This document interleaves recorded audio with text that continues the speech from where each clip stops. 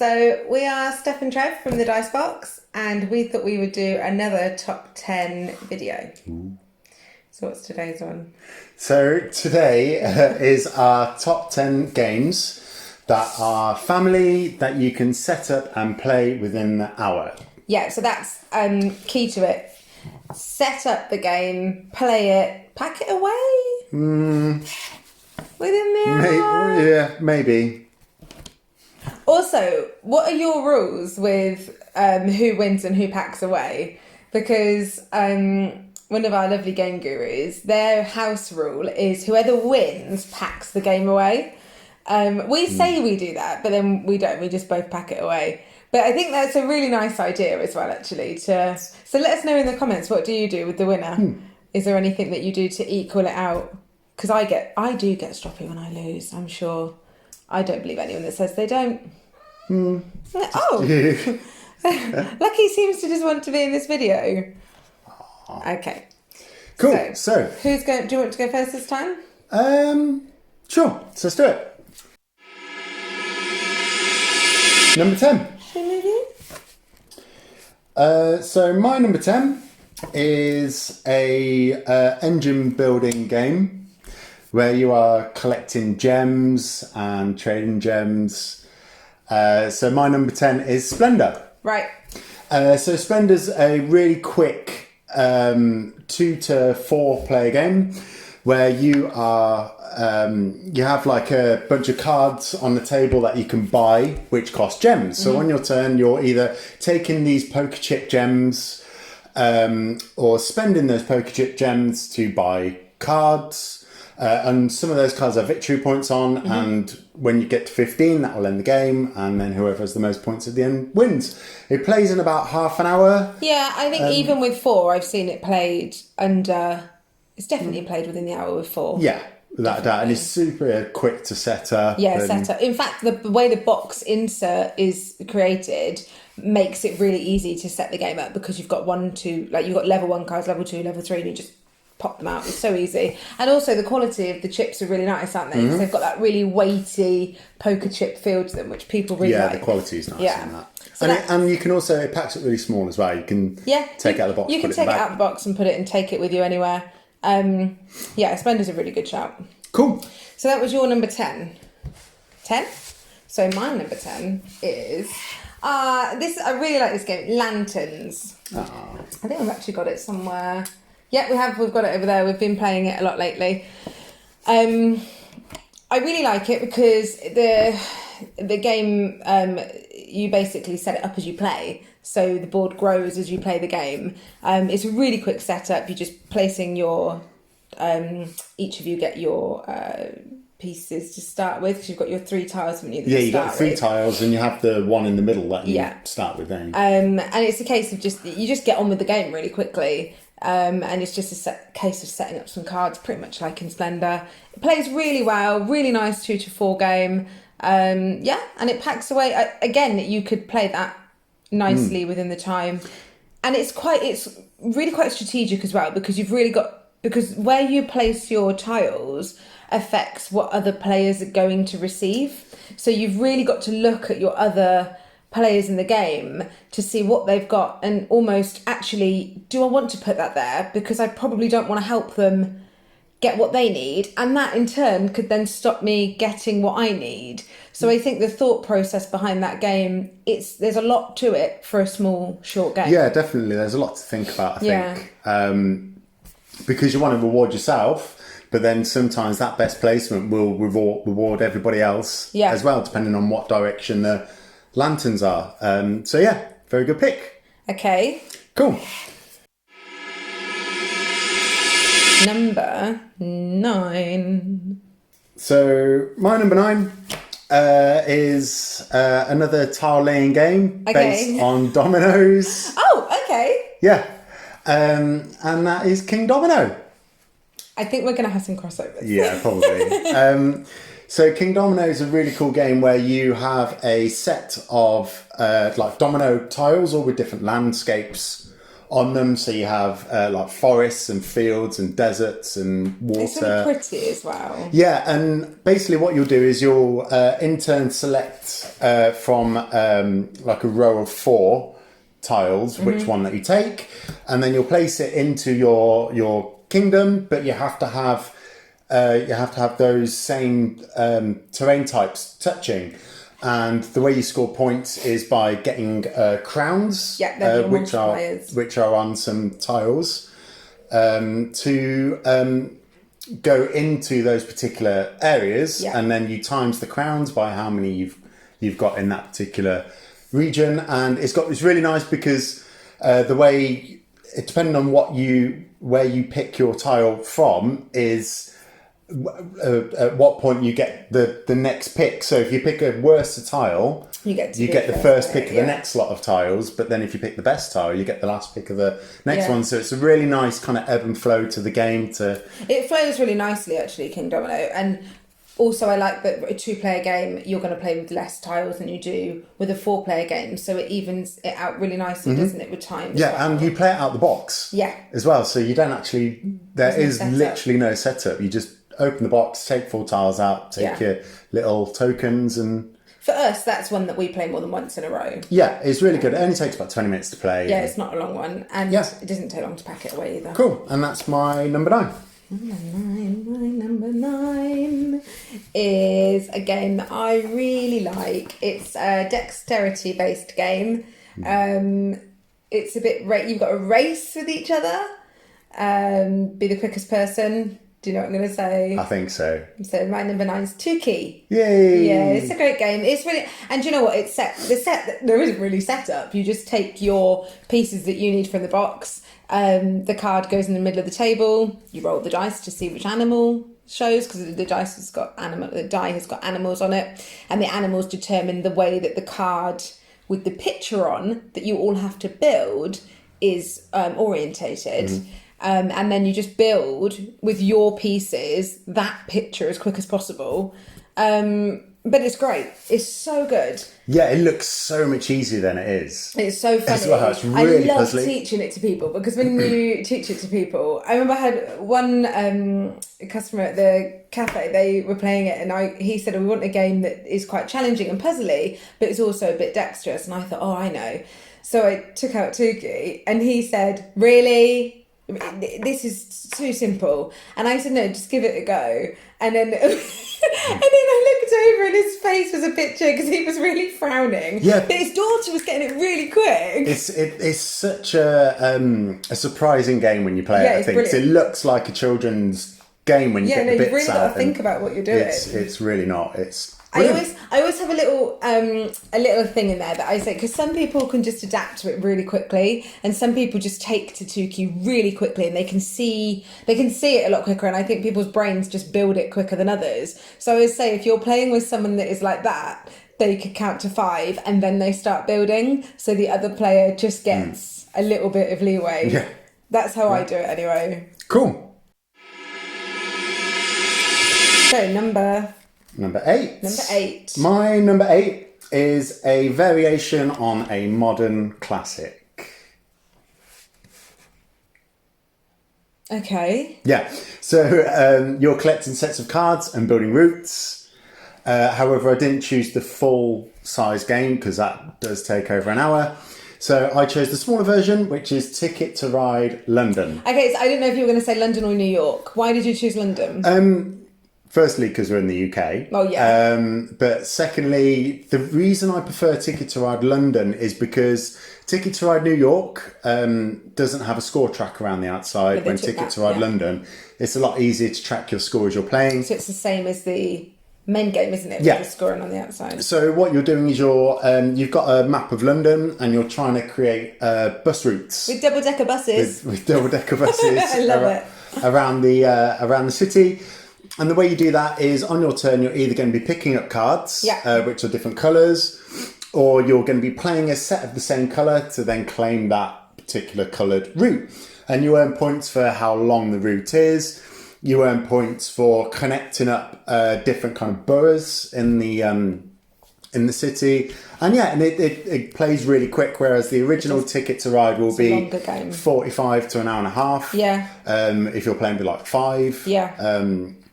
Ticket to Ride London will play in about 15 to 25 minutes. Yeah. And they scaled it really well, actually, didn't they? They really did.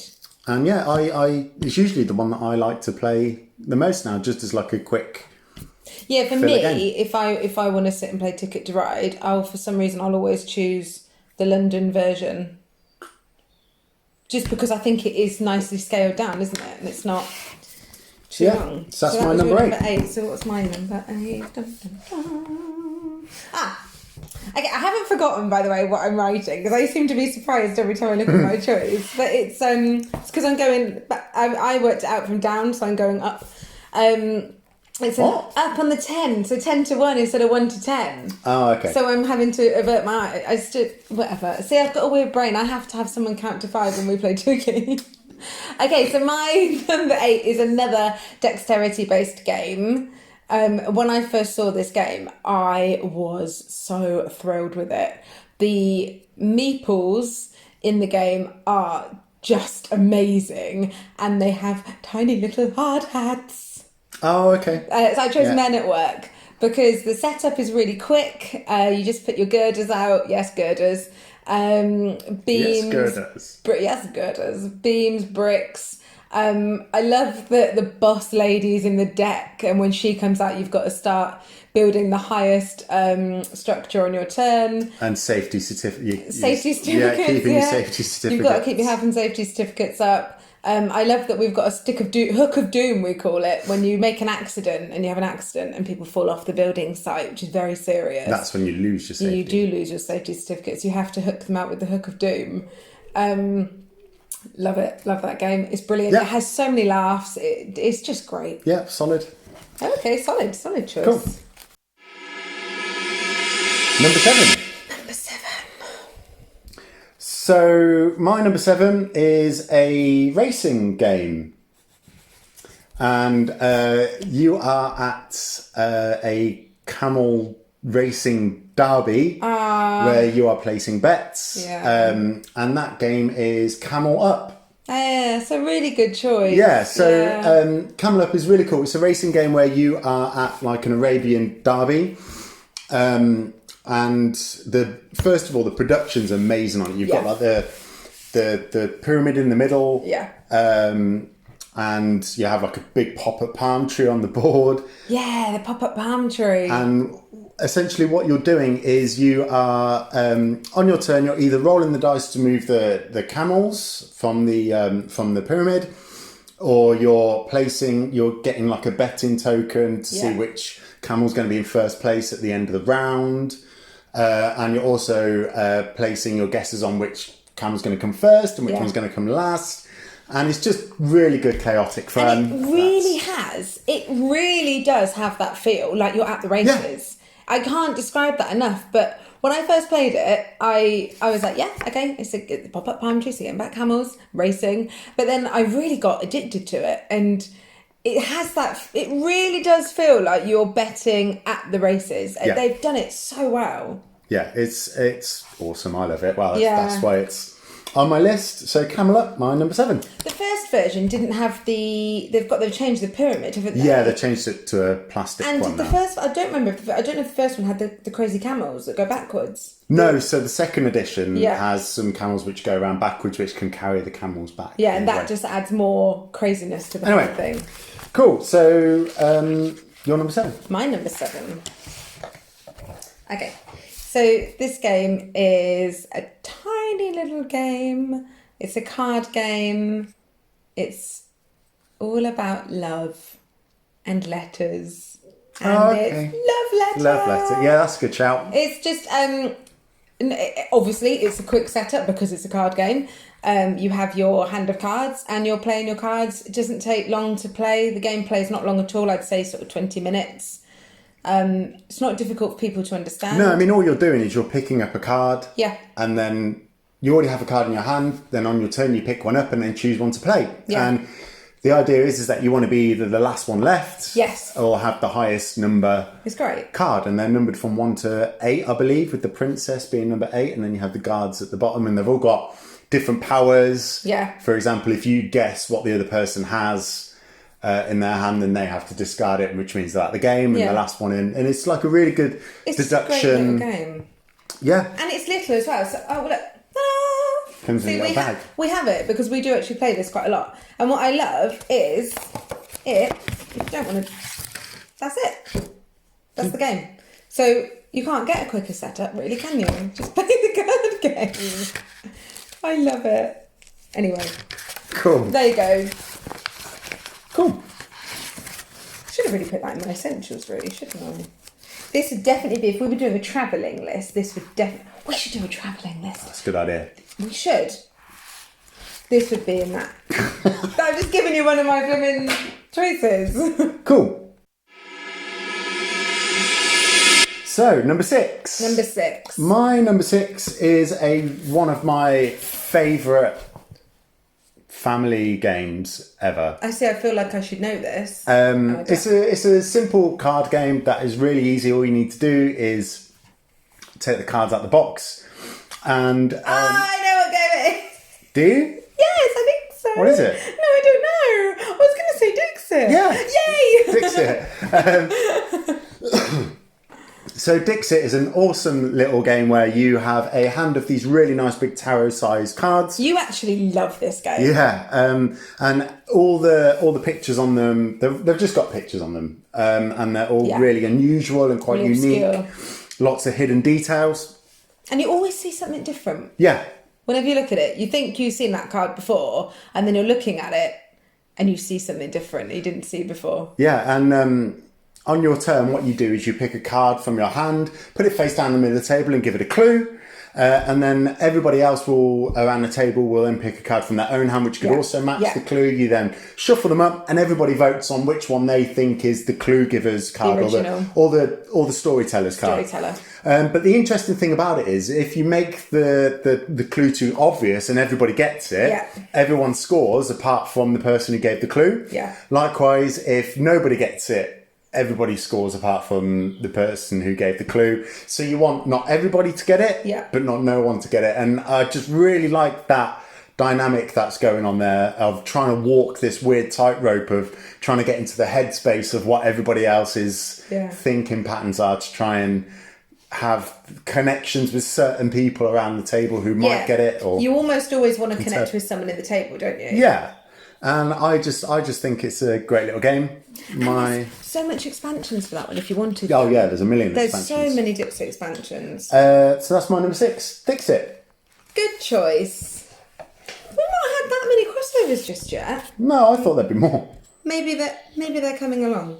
My number 6 is so we originally had this in a card form, just a card game form, and they then came out with one recently, the same game basically, but with dice. Uno. No! Sushi roll. Yeah, nice. I really like dice. I've said this many times before. I love dice games. So Sushi roll just hit all the spots for me. It was brilliant. Doesn't take long to set up. It's really quick. Each player has their own menu and conveyor belt.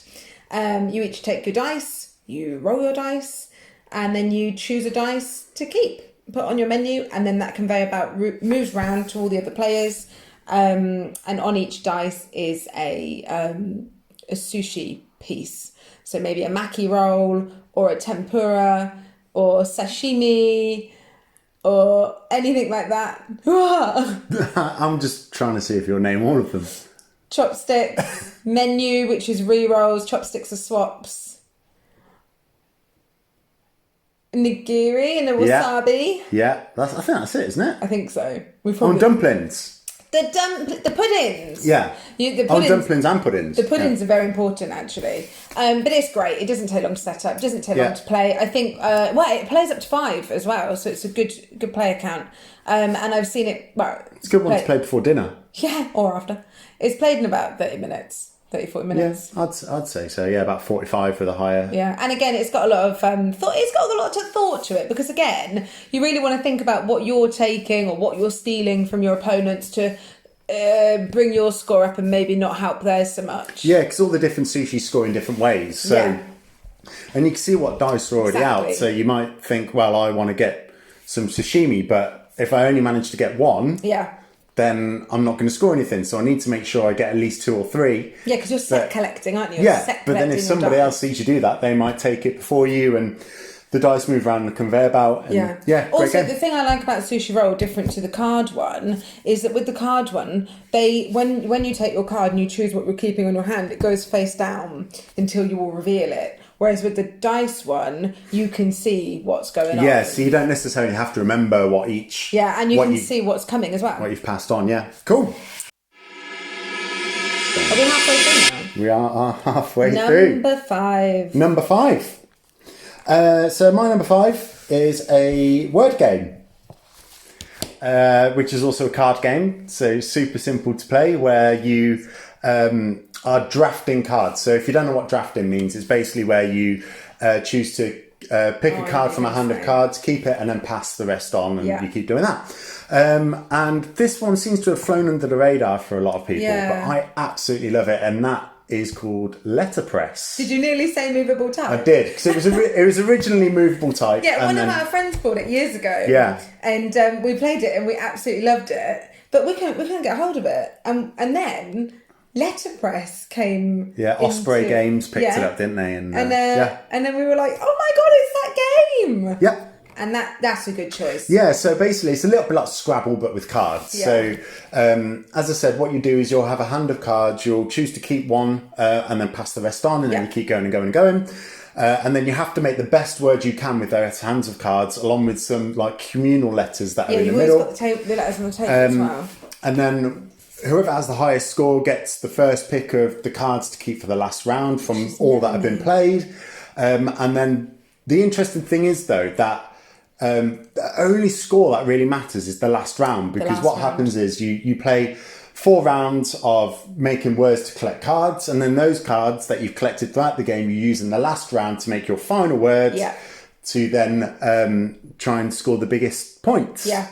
Which is good for people like me that aren't very good at word games. That's the thing. You don't have to be particularly good at word games to be good at this, because you also have like these almost like missions or requirements. That's objectives. So it might say make a letter that's worth 12 points exactly, and then if you do that, then you get to keep that, and then that's extra letters. It's another letter for the end of the round. And I think you don't need the biggest vocabulary to play this game. To do well at it. And really, really good little. And a side note to that as well, actually, Trev, is I know we're doing games for family, but Letterpress has a fantastic solo game as well. Does it? Yes. Oh, I'm not much of a solo. Yeah, no. It's got a really good. So it's very challenging. The solo game is really challenging, but yeah, it's good. Awesome. So there you go. Learned something new there. Okay, so have we had a crossover yet? We have not, and I don't. Well, so far you haven't said this one, but this one I teach a lot. It's really simple to play. Doesn't take 2 seconds to set up. Plays up to 8, I believe. Really high number. Suro. Yeah. Oh, okay. Yeah, nice. So on Suro, you've got a hand of 3 tiles, and you're placing them down to create a path. And then you move I say dragon stone. They are. They are dragons. You each have a little dragon thing, which is really cool, actually. And then you have to stay on the board the longest. And you knock each other off, and it's great. Yeah, super simple. Yeah. A big age range can play that game. Big time. Yeah. It's brilliant. So that's my number 5. Awesome. So you're number 4. So, my number 4 is one of your favourite designers. I know what he's going to say. I know what you're going to say. Yeah. So this game is essentially an area control game where you are trying to wake up adventurers that are walking around in days, and that game is Ryan Lockett's Rome. I nearly put that on my list. Why didn't you? I thought it was going to be on there, to be honest. No, I know. Well, the reason why I didn't is because I was just a tiny bit hesitant of the age ranges that could play it. But then really, I suppose it's not that dissimilar. It's got the same feel to it as Splendor in a way. No, I wouldn't agree. So, Rome is a game where you have these 6 cards with like a grid on them. Not Splendor, Tiny Towns. Oh yes, it is Sorry. similar to Tiny Towns. Yes, that's it. So what it is that you've got these adventurers that are in front of you, and they all have a pattern on them. It might be like an L shape or a T shape or different things. And what you'll do is when you play that card, you'll turn it over to say it's used, and then you'll put your cubes onto the map in that particular pattern. Yeah. Then once a card has been filled, whoever has the most amount of cubes wins the card, and that becomes a new adventurer. That gives you more options to then put out onto the board in different patterns. The artwork's amazing. The artwork's amazing. Every character has its own little story at the top of what they were doing when you found them. Yeah, he's given the characters in this a little bit of a backstory, which is nice. And it's a really nice little game that plays in about half an hour. Yeah, it's not long. Yeah, great. And also, actually, thinking about it, with the shape creation, it wasn't Splendor, it was Tiny Towns I was thinking of, because in Tiny Towns you're doing a similar thing.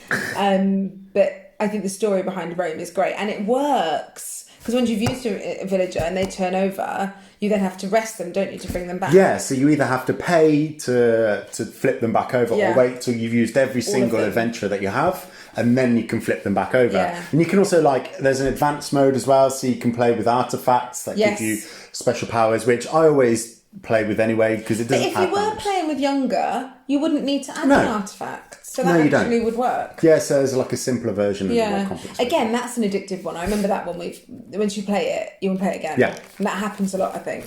So yeah, that's my number 4. So your number 4. Rome. Okay, we have our first crossover. Ooh. And I just mentioned it, which might be why I mentioned it. Splendor. Yeah. It is a really good game for quick playing, quick setup, easy to understand. Get it out of the box and go. It's great. Yeah, I mean, there's not much more to say, really. No. The reason, just going back to why I picked Splendor over something like Century, because in our last video we mentioned Century over Splendor. Yes, yeah. But this one plays quicker. Yeah, that's why I mentioned it. It plays faster. Yeah. For me, Century... for me, Century does play quicker, but it's because it's faster turns. But Splendor, I think... It's a shorter game.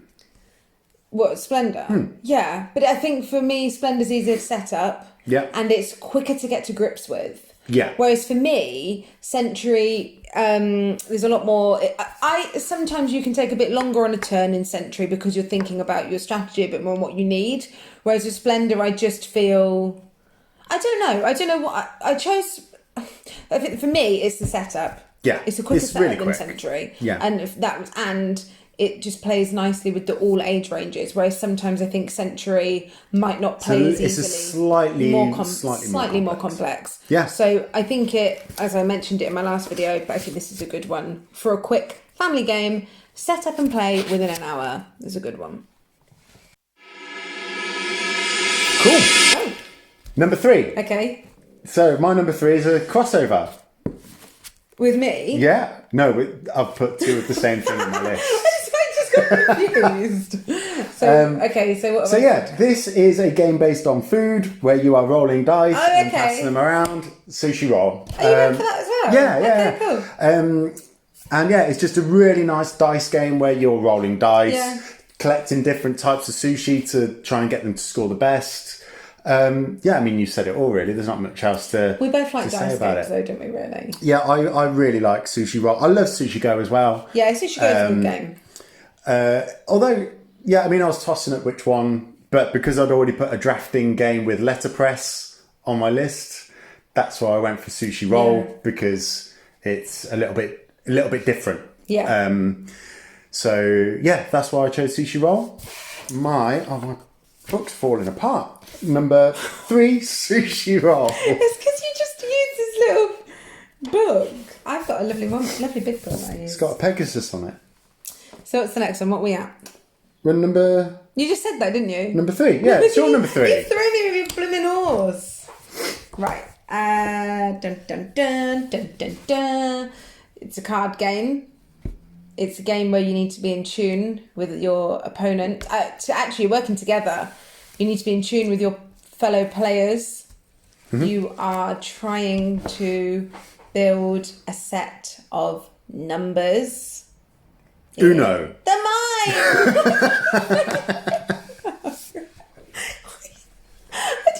I'm obsessed with Uno.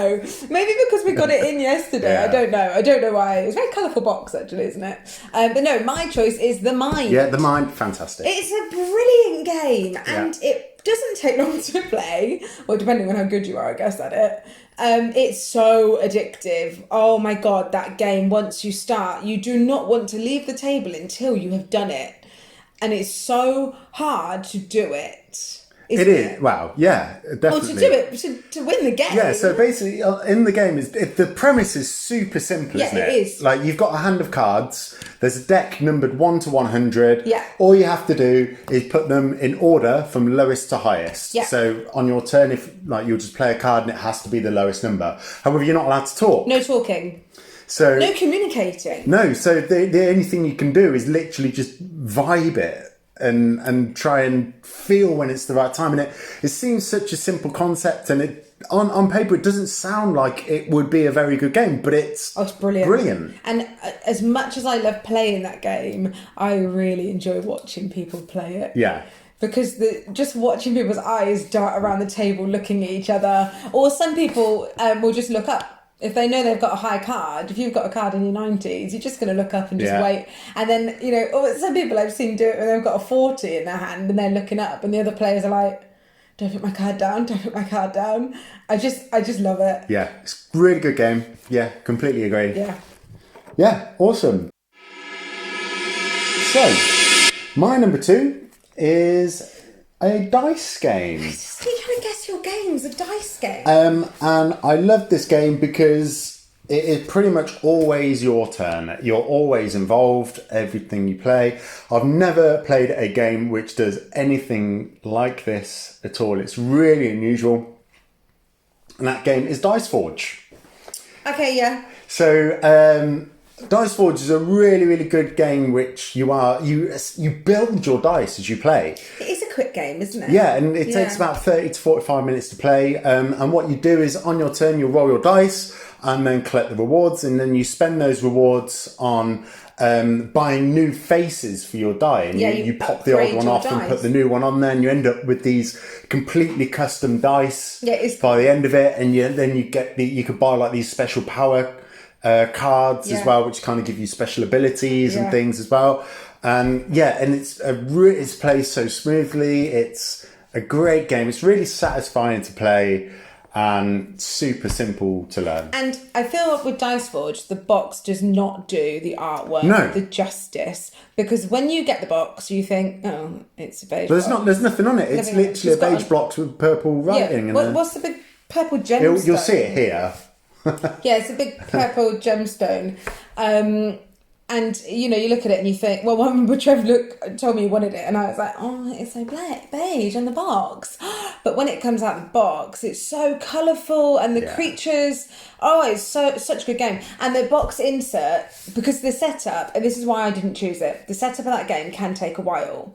But if you use the box insert correctly, which we don't, but if you do, it's very easy to If you store it flat, it's fine. If you store it stood up, it can be a bit of a nightmare. So if you have Dice Forge, store it flat and use your insert correctly, and then you can set it up really quickly. Yeah, because the insert's amazing, provided you store it flat. Yeah. Otherwise, it all just falls out. Which happens a lot with a lot of inserts. But yeah, I love the game. It's a great game. I mean, if it all stays in the box, then you can play it within the hour. If it doesn't stay in the box and it all falls out, then you're not going to do that within the hour. But I absolutely love this game, and I think it's an absolutely fantastic family game. It's a good choice. Your number 2? Now, I've chosen this because it should play in under an hour. But that's basically you saying that it doesn't play within an hour. No, it should play. No, the game itself states you have to play it within an hour. The game itself guides you to play it with it. You have a timer. If you don't do it within the hour, you have all lost the game. Uno. Oh my gosh. You know what? I might be on the news later for killing Trevor because he keeps mentioning Uno. Not that I have a problem with Uno. No, it is Unlock.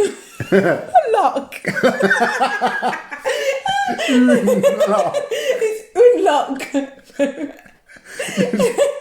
Unlock, amazing. I love it. Any of the Unlock games are absolutely brilliant. Yeah, I and love you have to play it within an hour. The setup is fine, but you've just got a deck of cards. And it's an escape room in a box. Yeah, it's an escape room in a box, and there are so many out there. And there's quite a funny story. Me and Trev hadn't played Unlock before and Unlock. And then, do you remember that time? So we were at the cafe and we were working and it was a slightly quieter night. So we decided, well, we had done all our jobs, that we were going to have a game of Unlock. We started playing it and I think we started playing it at like 9 o'clock. And this is what I say about it should take under an hour because it's up to you whether or not you keep going past the hour. On your app, they will time you. But we played the first one. And then we played the second one and it got really late and we realised we didn't shut the cafe or tell any of the customers they had to leave. And the customers knew about it and they said to us, we were just holding out as long as we could so you didn't lose. So we can't play Unlock at work anymore.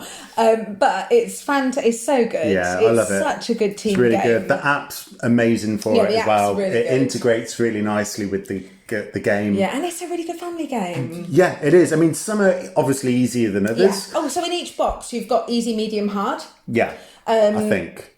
I don't think all of them have an easy one in there, but I think the first one's always easier. Yeah, generally. I think. Definitely have the difficult one. But it depends as well, like how you like to puzzle solve as well. Yeah, true. Some puzzles you'll find really easy that are meant to be hard. But yeah, it's so good. It's brilliant, and it's brilliant. Unlock. Yeah, good choice, I think. Yes, if I do say so myself. Very nice. Right, what's yours? I really want to say Uno, just to annoy you. Number one. Yeah, number one. That was your number two. That was my number two. So what's your number one? My number one is... You say Uno. Uno. No, it's not. Why is it become the talk of the game? Because it is. It's the talk of the town. It's my number one is a really, really good dice rolling placement game. We love our dice games. Yeah, where you are building a stained glass window. Oh, yeah. And that game is called Sagrada. That's a really good choice. I didn't think of it. Yeah, Sagrada's amazing. It plays in about 45 minutes. Yeah. And what you're trying to do is build a stained glass window, which you have. And what you'll do is you'll roll a bunch of dice in the middle of the table and you'll take turns to pick those dice and put them into your window. But on your window, you have certain restrictions, so you might only be able to put certain colours in a certain space, or certain numbers in certain spaces, and you also can't have the same colour next to each other or the same number next to each other. A little bit like Sudoku-ish. Yeah. So people who like playing Sudoku really like people who like puzzles or puzzly games. It's a really puzzly game that people really like. And and you'll score points at the end of the game by, for example, having like no repeating numbers on a row or no repeating colours on a column or something like that. And it's pretty easy to teach. It's got really good replayability because of those objectives. And that I have played solo. The solo game. And it is a nice little solo I've never won the solo game, have you? Yeah, a couple of times. Are you lying? No. Are you being honest? Yeah. Because I never a couple have. of times. Has anybody who's played Sagrada tell us, have you won the solo game of Sagrada? I haven't. I don't know if you have. I think you have. I have. At least a couple. Anyway. At least a couple. That's my number one. What's yours? Okay, so this one, and I know I keep saying caveats that it should play under an hour, but this one, again, it's just timed on a phone or a clock. It's a timed game.